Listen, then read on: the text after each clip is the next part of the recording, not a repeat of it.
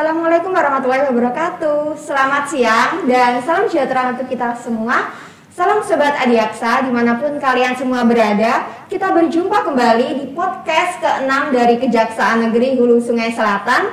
Dan pada podcast kita kali ini teman-teman, kita kedatangan tamu yang spesial, yaitu dari Bapak Kapolres Hulu Sungai Selatan. Selamat siang Bapak. Selamat siang Mbak. Bagaimana kabarnya Bapak? Alhamdulillah sehat. Sehat hari ini ya Bapak. Sama pemirsa Adiaksa juga selamat siang. Bagaimana kesibukannya Bapak? Alhamdulillah ya rutinitas dengan di kandangan sini. Alhamdulillah, terima kasih Bapak sudah meluangkan waktunya untuk mengisi acara podcast kita kali ini Bapak. Nah Bapak ini kan sebagai Kapolres Hulu Sungai Selatan ya Pak ya. Mungkin sebelum nanti kita berbincang-bincang yang agak serius, mungkin bisa Bapak menceritakan dulu Bapak awal mula Bapak perjalanan karir Bapak hingga menjadi seorang Kapolres itu bagaimana dari nol prosesnya, mungkin bisa sharing ke kita semua Bapak biar bisa menginspirasi kita. Masa lalu ini ya. Iya, flashback ke masa lalu sebentar Bapak. Iya, saya yang diingat nanti ya. Iya. Ya kenalan dulu lah ya. Kenalan dulu mungkin sama-sama sahabat yang belum tahu. Nama saya Sugeng Prianto, pangkat AKBP. Gelar SIK saya dapat dari kepolisian. Kemudian untuk keluarga, istri, anak satu. Anak satu, istri berapa? Ya satu sajalah. Satu saja ya. Kemudian saya lulus Akpol tahun 2002. Tahun 2002 ya Pak? Iya, 2002. Dari Akpol. Akpol 2002. Dulu pendaftaran saya lulus SMU saya. Dari 97. SMU. Di mana Pak? 97 di Purworejo. Purworejo. SMA di Purworejo, lulus 97. Pendaftaran 99 saya. Tahun 99. Sempat vakum. Kuliah baru daftar ke Ajendam dulu masih. Di Ajen. Masih satu matra Pak, gabung itu masih. Dari TNI semua masih gabung. Di Magelang. Baru pemisahan matra, saya dapat polisi. Pertama dinas saya di Polres Brebes. Brebes, iya, Jawa Tengah juga, dekat Tegal. Situ hampir 2 tahun lah di Brebes. Baru pindah ke pindah Polres lagi ke Slawi. Ke Slawi. Slawi di Jawa Tengah juga. Jawa Tengah juga. Berdekatan itu. Kemudian baru PTIK ambil S1 kedinasan. Pindah ke Bengkulu. Bengkulu. Oh, jauh ya, Pak? Lumayan, nyebrang pulau. Harus siap Pak abdi negara. Ke nyebrang pulau dari Jawa ke Andalas, ke Sumatera. Dapat Bengkulu. Dulu baru pindah ke kemarin sekolah Senspimen tahun 2016. 2018 pindah ke Kalimantan Selatan. Alhamdulillah. Sudah baru keliling 3 pulau, Mbak. 3 pulau sudah kita. Jawa, Sumatera, Kalimantan. Nah, ini berarti di sini Kapolres pertama Pak atau keberapa? Alhamdulillah pertama. Pertama dapat di Kalsel ya, Pak. Sobat Adiaksa, mohon doanya, mohon dukungannya bisa di pelaksanaan tugas di Hulu Sungai Selatan ini, membina Kamtibmas penegakan hukum bisa terlaksana dengan baik. Ya, Pak, ya. Nah, kira-kira apa Pak suka dukanya menjadi seorang Kapolres atau menjadi seorang polisi Pak selama menjalankan tugas di sini? Banyak sukanya ya. Mau yang jelek apa yang bagus dulu nih? Jadi biasanya dukanya dulu boleh Pak? Dukanya. Gitu. Dukanya satu sih sebenarnya. Apa Pak? Pribadi, personal. Jauh dari keluarga saja. Saya kira yang lain Pak. Dari keluarga, pertama keluarga besar kan, merantau. Istri anak nggak ikut kesini, ikut. Ya paling bawa anak dengan istri. Kesempatan berkumpul dengan keluarga besar. Besar ya Pak, orang tua itu. Ya Pak ya. Karena banyak pindah. Ya kita harus siap koper lah. Iya benar. Nenteng koper kemana siap sudah. Ya banyak kawan lah. Saya pindah dari kampung saya ke kampung yang lain sekarang di dinas di kandangan banyak kawan saya. Banyak kawan, banyak berkomunikasi, bersosialisasi, saya nggak jenuh. Itu. Benar ya Pak ya. Berarti sering pulang ke Jawa atau tidak Bapak? Alhamdulillah kalau ada kesempatan izin saya pulang. Saya ambil syarat kedinasan kan dapat cuti 14 hari kita manfaatkan. Oke. Jadi seperti itu ya Pak ya, suka dukanya berdinas di mungkin di provinsi. Belajar banyak adat Mbak, adat bahasa juga, nggih. Adat istiadat beda. Juga ya Pak ya, budaya masyarakat sini juga seperti apa. Iya. Kalau di sini kemarin ngikutin ya budaya Banjar. Budaya Banjar, kehidupan di Banjar, di pinggir-pinggir sungai ya kita ikutin, kita nikmatin. Khasnya Kalimantan. Khasnya ya Pak ya. Berarti udah mencoba banyak kuliner Sudah, Pak di sini. Sini juga. Tempat wisata juga. Ketupat kandangan ya? Hampir setiap pagi sarapan ketupat kandangan. Oh, ketupat kandangan. Ketupat kandangan. Ikannya ikan haruan. Haruan ya Pak ya. Oke Pak, kira-kira ketika kita bahas soal kepolisian nih Bapak, sebenarnya tupoksi, tugas pokok fungsi dari kepolisian yang vital itu apa Bapak kira-kira? Bapak mungkin bisa buat mencerahkan teman-teman semuanya penonton podcast kita. Iya. Sebenarnya kalau kita nih cara kehidupan bermasyarakat nih, semua jadi polisi loh Mbak. Iya. Semua jadi polisi, cuma yang diberikan kewenangan oleh negara, Polri. Namanya dalam Harkampimas, penegakan hukum, nah, itu diberikan kewenangan pada Polri. Kalau secara di masyarakat, setiap warga itu jadi polisi, utamanya di keluarga. Iya. Penegakan hukum, dia tradisi lokal sendirilah. Di keluarga misalnya, keluarga masing-masing, baru lingkup ke RT, ke RW, itu sudah membentuk sistem keamanan sendiri-sendiri. Di RT ada wajib lapor, misalnya ada warga yang baru ya sowan sambang ke Pak RT, gitu sebenarnya sudah jadi komunitas menjaga keamanan lingkungan. Nah, yang diberikan kewenangan hanya di kepolisian, tugasnya pembinaan dari segi preemptif. Kita ya ngobrol-ngobrol sekarang ini pendekatan pada warga, masalah bagaimana sih membuat sistem keamanan yang baik. Iya benar. Bagaimana sih pemahaman hukum di warga biar tidak ada main hakim sendiri, gitu, menyalahi undang-undang, itu segi preemptif. Kalau segi preventifnya ya kita keliling-keliling, jalan titik rawan mana sih yang ada kerawanan, misalnya curas, misalnya curanmor. Ada kerawanan lain misalnya sering ribut tawuran, sering kita sambangi. Yang pakaian dinas biasanya Mbak, kita ajukan situ segi preemptifnya. Dari segi preventif, di represifnya ya kita penegakan hukum, baik di jalan maupun yang di reserse, ada reserse umum dengan narkoba. Itu di jalan-jalannya penegakan hukum. Lalu lintas, pelanggaran lalu lintas. Tapi kalau berbicara mengenai tadi upaya preventif ya Pak, pencegahan. Nah di kandangan ini kan banyak kan Pak kasus-kasus narkotika dan juga sajam Pak, senjata tajam. Nah untuk menangkal hal tersebut, kira-kira upaya preventif yang sudah dan akan dilakukan oleh Kapolres atau Polres Hulu Sungai Selatan itu apa Bapak, dalam minimal mengurangi lah Pak angka mungkin kejahatan narkotika dan juga sajam di Kabupaten Hulu Sungai Selatan? Ya itu tadi Mbak, sebenarnya yang sudah saya sampaikan tadi, bahwa semua warga negara ini sudah jadi polisi sebenarnya. Makanya dari kita, dari Polres berkolaborasi dengan warga. Berkoordinasi dengan instansi yang lain. Kolaborasinya seperti apa bentuknya? Ya seperti dari kalau di kandangan masalah sajam dan narkoba, utamanya narkoba, Polres berkolaborasi dengan ustadz, dengan tokoh-tokoh agama, itu Mbak utamanya, dengan benteng pribadi, pencegahan pribadi.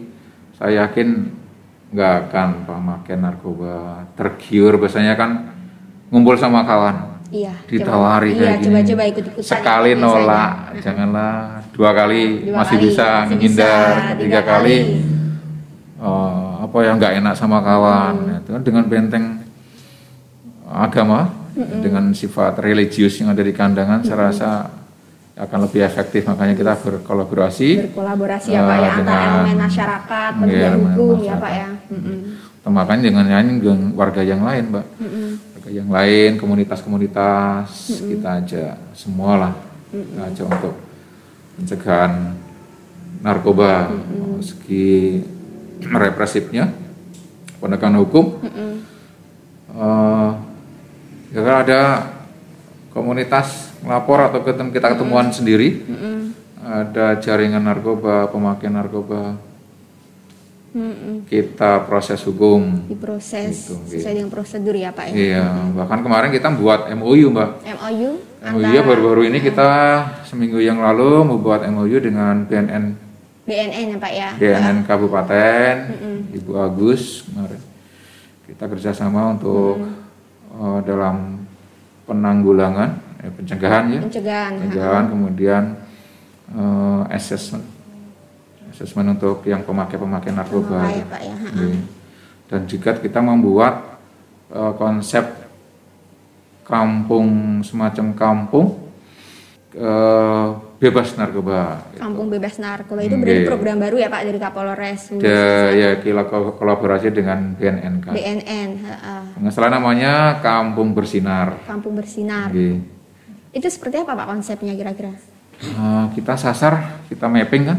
Ini sudah kita mapping mana daerah-daerah yang rawan narkotika. Gitu ya, Pak. Kita konsepkan, kita galang di situ semua komponen. Oleh soft approach Mbak kita. Soft approach. Ada apa sih memakai narkoba? Kita assessment. Assessment ada apa sih? Kenapa sih memakai narkoba? Direhab. Kalau memang sudah memakai, direhab. Kalau memang masih bandel, apalagi jual-jual ya kita tangkap. Konsepnya seperti itu. Harapannya dari hal yang kecil, dari tingkat RT, RW desa sudah mempunyai kekebalan terhadap peredaran narkoba, warga dengan polisi bahu-bahu untuk melakukan pencegahan dan penanggulangan narkoba. Itu harapan dari Polres. Harapan dari Polres ya Pak ya. Nah, mengingatkan banyaknya kasus narkotika ya Pak ya, terutama entah itu dia sebagai penjual ataupun pemakai ya Pak. Nah, Bapak sendiri itu sebenarnya untuk pemakai itu lebih setuju dia itu direhab atau dipidana Bapak? Mengingatkan kemarin juga sempat ada wacana Bapak untuk pemakai agar direhabilitasi. Cuman kan dalam prakteknya sejauh ini kan masih banyak juga yang diberikan pemidanaan Bapak. Itu bagaimana kalau menurut Bapak? Untuk payung hukum kan sudah ada Mbak, payung hukum sudah ada. Tinggal kita klasifikasikan pakai assessment tadi. Assessment kita dengan BNNK sebatas mana sih ini kelasnya atau pemakai dan sebagainya. Baru kita klasifikasikan hasil assessment tadi. Oh ini untuk rehab, ini harus dipidanakan. Oh ini kelasnya bukan untuk pemakai saja, tapi sudah pengedar juga ya Pak. Iya, nanti dari hasil assessment itu Pak. Gitu. Kalau menurut saya yang paling cepat ya pencegahan, nggak usah pakai lah, kemauan diri sebenarnya Pak. Itu tadi kemauan diri. Kembali ke niat sih Pak. Kalau memang dari niatnya kita itu pengen berhenti sebenarnya bisa aja. Mencegah bisa aja. Tapi kalau sudah masuk ke lingkungan yang itu godaan besar juga kan Pak, di zaman yang sudah lebih modern juga. Semakin teknologi juga semakin canggih.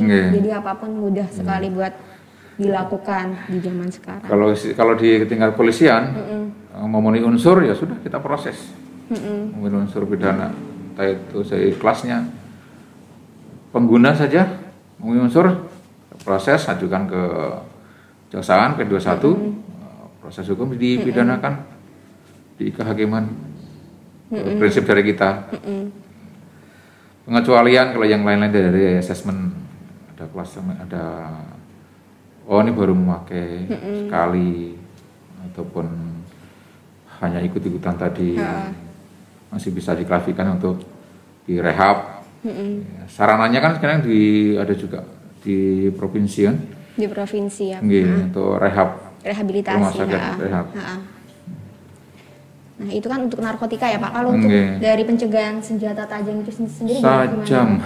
Apa dari kepolisian ada kayak semacam patroli yang rutin gitu, karena kan ngeri juga Bapak kalau penyalahgunaan senjata tajam sampai melukai atau membunuh itu kan ngeri juga gitu Pak. Iya, banyak kasus-kasus penganiayaan berat, bahkan korbannya meninggal dunia. Iya.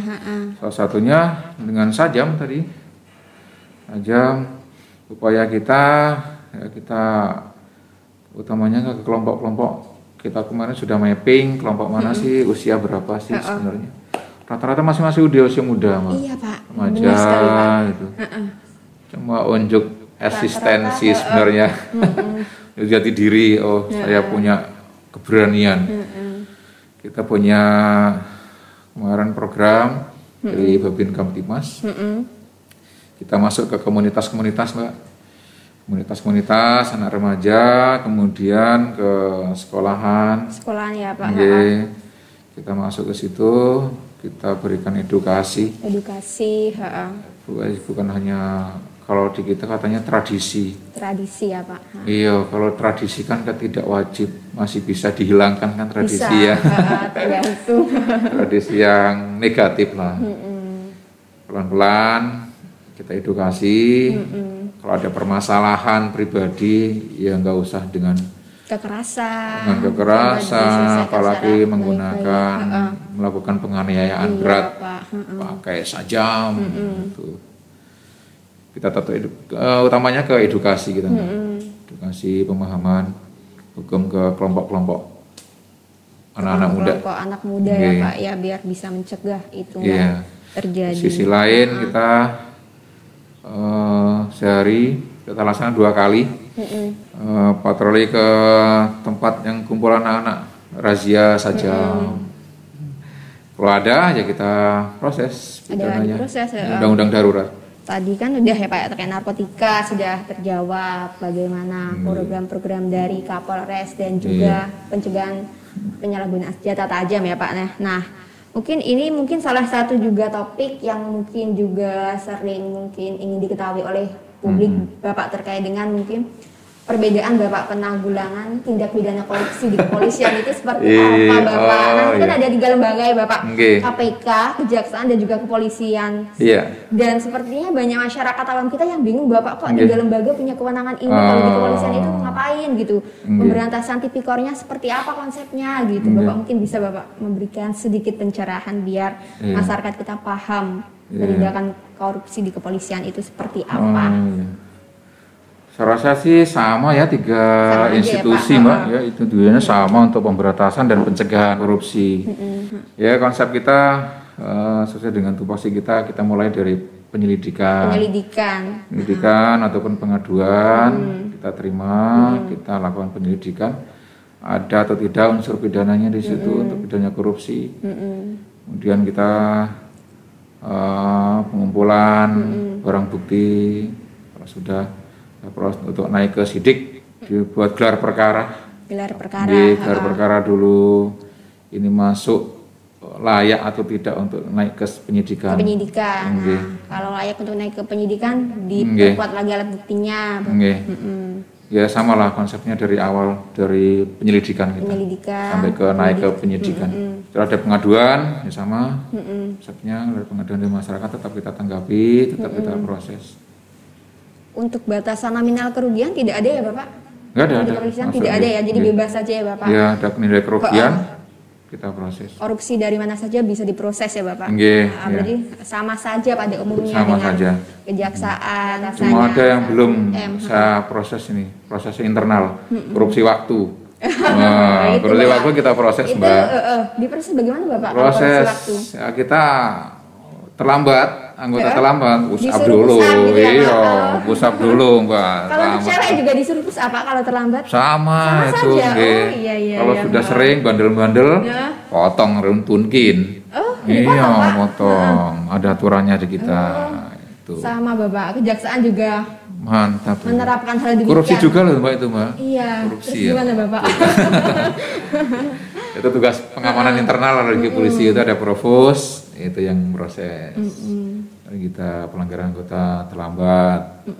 Oh jadi sudah lama ya Bapak di kepolisian ada Nggih. itu pemrosesan, pemotongan tukin juga korupsi waktu ya Pak ya Waktu istilahnya. itu Mbak, kita mulai dari yang kecil kedisiplinan. Benar sekali, kedisiplinan dari diri sendiri dulu ya Pak ya. Tadi kan sudah narkotika saja dan juga tindak pidana korupsi Bapak. Nah kira-kira ke depan Bapak harapannya itu apa Bapak dari kepolisian Hulu Sungai Selatan ini ke depan agar penegakan hukum di HSS ini semakin baik, terutama mungkin dalam menjalin sinergi dengan kejaksaan. Iya, saya rasa satu kuncinya Pak, komunikasi dengan koordinasi. Komunikasi dan juga koordinasi ya Pak ya. Saya juga mohon maaf manakala nanti ada penyidik kami koordinasi dengan iya Bapak, benar sekali. Dari penuntut, ada apa sih kok nanya terus? Iya. Gini-gini aja ditanyain gitu. Ya untuk kesamaan persepsi. Biar tidak bolak-balik kan berkas perkaranya. Iya. Kemudian penyamaan persepsi dalam hal proses penyidikannya juga cepat kan. Kita melayani ke warga ke masyarakat. Kok perkara saya kok nggak selesai kenapa iya, sih Pak? Pak? Selesai Itu kan mengganggu juga. Benar, Juga yang berperkara pasti akan menanyakan. Nah, itu kita perlu komunikasi dengan kolaborasi dalam penyelesaian perkara sekecil apapun. Harus ya Pak ya diperkuat komunikasinya biar juga tidak ada salah paham atau apa crash ke depan.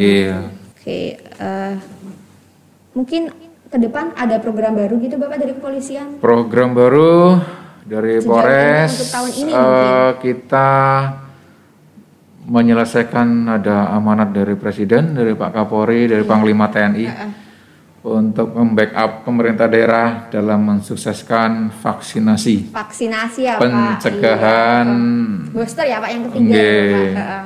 Pencegahan pandemi COVID-19 sekarang ini Mbak. Ini ada varian baru. Omikron. Omikron.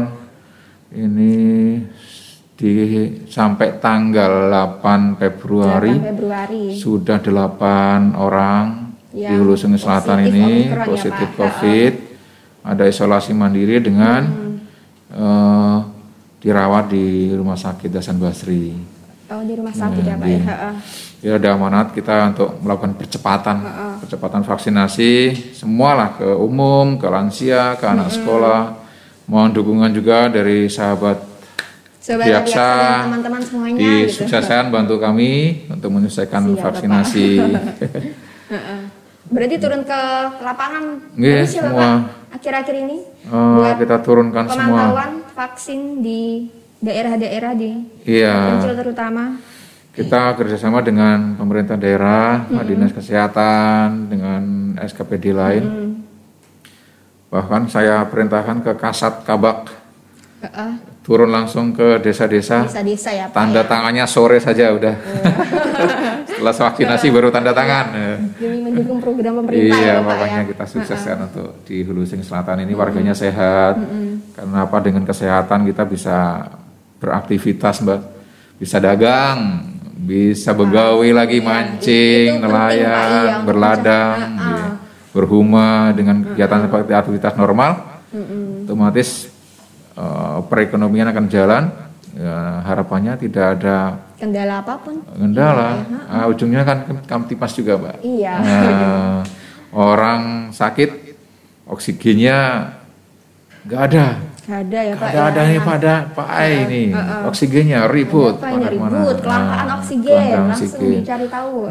Sekarang sudah diantisipasi oleh Pak Bupati untuk kesiapan oksigen, nggak usah khawatir, obat-obatan, oksigen, bor, kesediaan tempat rumah sakit sudah siap semua. Siap semua ya Bapak. Tugasnya juga siap, mohon dukungan untuk pencegahan COVID-19 bisa sukses di Hulu Sungai Selatan. Amin.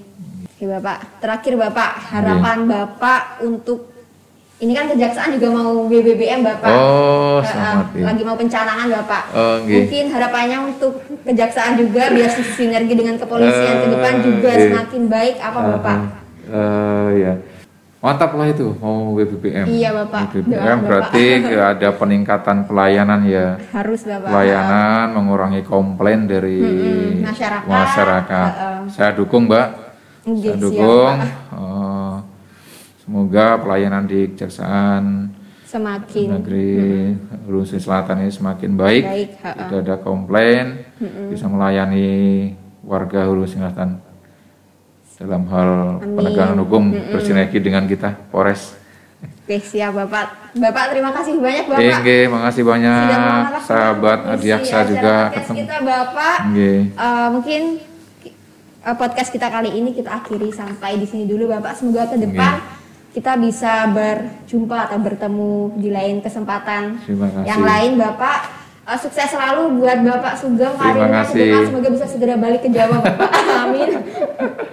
Baik Sobat Adiaksa, terima kasih yang sudah selalu menyaksikan podcast kita ke-6 kita kali ini dengan Bapak Kapolres. Dan jangan lupa untuk terus saksikan podcast-podcast kita selanjutnya di YouTube channel Kejari Hulu Sungai Selatan. Dan kami pamit mohon undur diri. Sekian, terima kasih. Wassalamualaikum warahmatullahi wabarakatuh. Salam Sobat Adiaksa.